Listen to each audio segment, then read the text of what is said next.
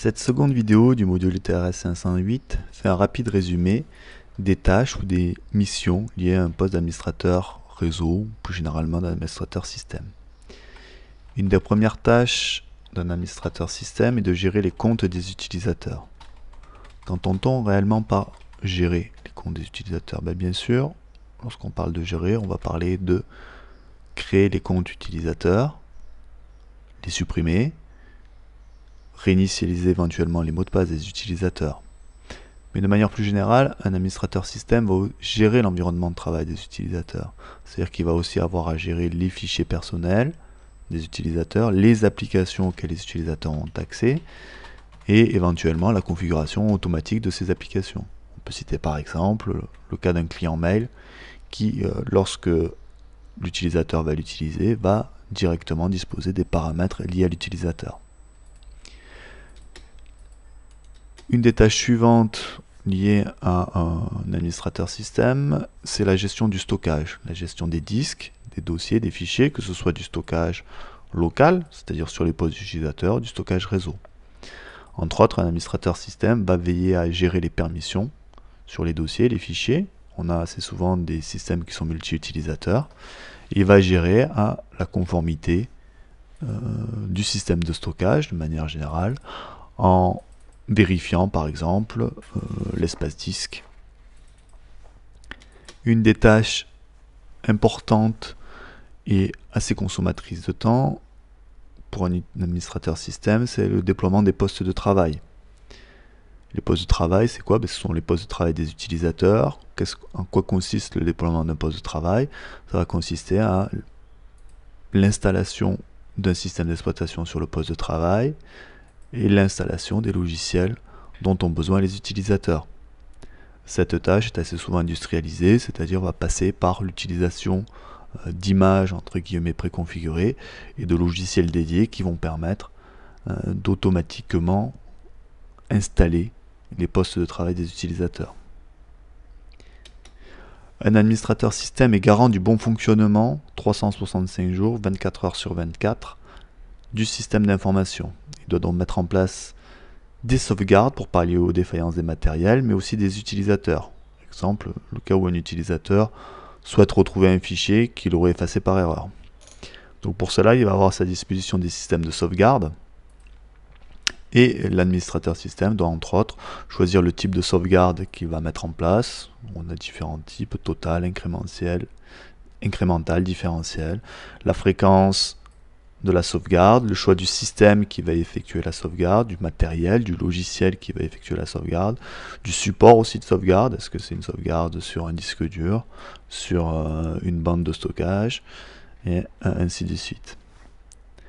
L'administrateur système s'occupe également d'ajouter, de supprimer des périphériques et de manière plus générale des matériels au système d'information. Il doit être capable de choisir les matériels, de choisir les périphériques, que ce soit des périphériques qui sont installés directement sur les postes de travail des utilisateurs ou sur des serveurs. Exemple, on pourrait citer une carte RNIS qui va permettre un serveur de téléphonie, un IPBX, de communiquer avec le réseau RNIS.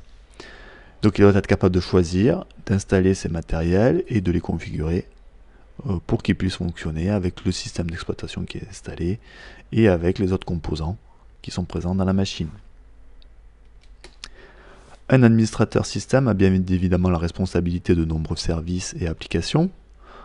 Il doit donc, comme pour les matériels, être capable de choisir le meilleur service, celui qui va rendre le service, mais aussi de manière performante et de manière continue. Il doit être capable d'installer le service, de configurer le service. Comme exemple de service, on peut citer les services d'infrastructure classiques comme le DHCP et le DNS, le service de partage de fichiers, le service annuaire, le service HTTP, le service de mail. On continue notre énumération des tâches et des missions d'un administrateur réseau. Donc une des tâches suivantes d'un administrateur réseau est de veiller à la sécurité du système d'information, la sécurité vis-à-vis de menaces intentionnelles et également vis-à-vis de menaces non intentionnelles. Qu'est-ce que j'entends par menaces intentionnelles? Par exemple, on pourrait citer un pirate qui souhaite accéder à des données de l'entreprise ou tout simplement rendre le système indisponible. Les menaces non intentionnelles sont plutôt des erreurs de manipulation, comme par exemple l'effacement d'un fichier. Pour cela, l'administrateur système va disposer d'outils, à la fois logiciels et matériels, qui devra veiller à la mise à jour des OS, des systèmes d'exploitation, il va veiller à la mise à jour des logiciels utilisés. Par exemple, un logiciel qui est très souvent la cible de pirates, c'est le navigateur internet. Il devra veiller à la mise en place d'antivirus, veiller à la mise en place de matériel dédié comme des firewalls, des IDS, mais il devra aussi s'occuper de la formation des utilisateurs et des autres administrateurs du service.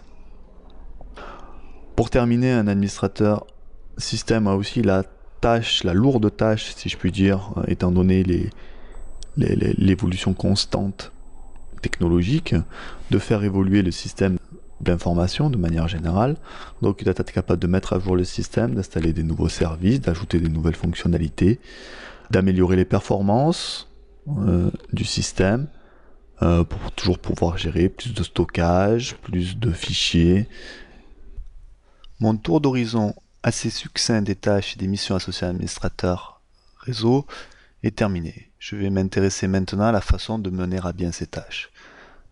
Donc, dans ce paragraphe, méthodologie, bonne pratique, industrialisation, on va s'intéresser toujours assez succinctement aux méthodologies et aux bonnes pratiques à mettre en œuvre lorsqu'on effectue des opérations sur les systèmes informatiques. Le respect et l'utilisation de ces bonnes pratiques permettent d'avoir un système d'information efficace et disponible. Pour information, ces bonnes pratiques sont généralement décrites dans des documents ou des normes. On peut citer comme exemple la documentation utile, qui décrit de manière extrêmement précise les procédures à respecter lors, par exemple, de la gestion d'un incident ou de la modification d'une configuration. Si je résume un petit peu ces bonnes pratiques, un des principes de base est qu'il faut agir de manière réversible.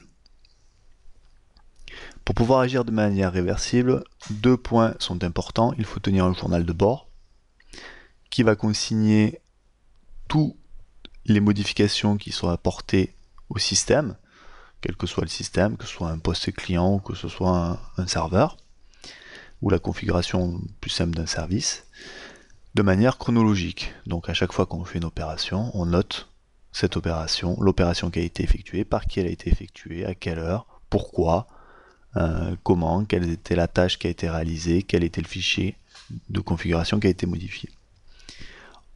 Pour pouvoir toujours agir de manière réversible, il va falloir faire des sauvegardes avant les modifications. De nos jours, ce travail de sauvegarde et de retour en arrière est facilité par l'utilisation de machines virtuelles et principalement par la fonctionnalité snapshot qu'on appelle aussi instantané. La bonne pratique suivante qu'il faut respecter à chaque fois que l'on fait des modifications, lorsque l'on intervient sur un système d'information, c'est la rédaction de procédures. Qu'est-ce qu'une procédure? Une procédure, c'est un document écrit qui va présenter de manière précise les opérations que l'on doit réaliser lorsque l'on doit effectuer une modification sur un système. En principe, pour chaque modification, on devra avoir une procédure associée. Même en cas de panne, on doit avoir des procédures qui ont été rédigées qui permettent de revenir à un fonctionnement normal. Les procédures sont testées et validées et donc permettent de savoir ce que l'on a à faire lorsqu'on est confronté à une action précise, lorsqu'on est confronté à un problème ou même lorsque l'on doit effectuer ne serait-ce qu'un changement de configuration, une création de compte. Un exemple de procédure vous est donné en annexe, un exemple où on vous parle d'une procédure qui permet de réaliser une sauvegarde. Toujours dans les tâches liées aux bonnes pratiques, il faut automatiser le plus possible les opérations. Le fait d'automatiser les opérations, le fait de rédiger des procédures, tout ça, ça rentre dans le terme industrialisation qui est présent ici. Ce terme industrialisation fait référence à ça, à l'automatisation, à la rédaction de procédures. Par quoi passe l'automatisation? L'automatisation passe avant tout par le développement de logiciels, par l'utilisation des fois de logiciels, mais assez souvent par le développement de logiciels spécifiques, de scripts spécifiques, qui vont nous permettre de réaliser des tâches qui sont propres à notre système d'information. Bien sûr, dans les bonnes pratiques, il faut mettre en place un système de supervision qui va permettre de surveiller en temps réel le système et qui va permettre de remonter, d'analyser les journaux d'historisation, ces journaux d'historisation qu'on appelle aussi log. Vous aurez l'année prochaine un module spécifique lié à ça, en Master 1 Télécom Réseau, sur cette partie supervision. Il faut anticiper les problèmes. Le système de supervision va nous remonter des informations, enfin on va le configurer pour qu'il nous remonte des informations, et à partir de ces informations, on va pouvoir anticiper des problèmes. Un exemple de problème qui peut se poser, un disque qui se remplit, un disque dur qui se remplit assez rapidement, on va pouvoir anticiper le fait que le disque dur sera bientôt plein et commencer à passer une commande d'un nouveau disque dur. Si on n'a pas de système de supervision, si on n'a pas de procédure spécifique pour ça, on aura du mal à anticiper les problèmes. Dernière partie de ces bonnes pratiques et de ces méthodologies, il faut communiquer. La communication, quoi qu'il arrive, c'est quelque chose de très important. Alors, il faut arriver à communiquer avec les autres personnels. Les procédures, c'est une façon de communiquer. On va rédiger une procédure pas uniquement pour soi, mais aussi pour ses collègues. On n'est pas 24 heures sur 24 administrateur système. Des fois, on est en vacances, et quand on est en vacances, il faut que d'autres personnes puissent assurer le service. Donc il faut communiquer avec les autres personnels qui sont impliqués dans l'administration du système, mais également vis-à-vis des administrateurs, vis-à-vis des utilisateurs, pardon. Donc, lorsqu'il y a un problème, lorsqu'il y a une information, s'il y a un spam, s'il y a un virus, il faut être capable de prendre son mail, d'envoyer un mail expliquant clairement ce qu'il y a à faire, s'il y a une mise à jour d'un certificat. Donc, quels que soient les cas où les utilisateurs doivent être informés, on doit être capable de les informer. Si je fais une petite aparté, ce sont avant tout les compétences liées à ces bonnes pratiques. L'industrialisation, la méthodologie. Donc ces compétences, quelles sont-elles? Je vais un petit peu les détailler, qui feront de vous des administrateurs système de niveau Bac+5 et pas de 5 exécutants.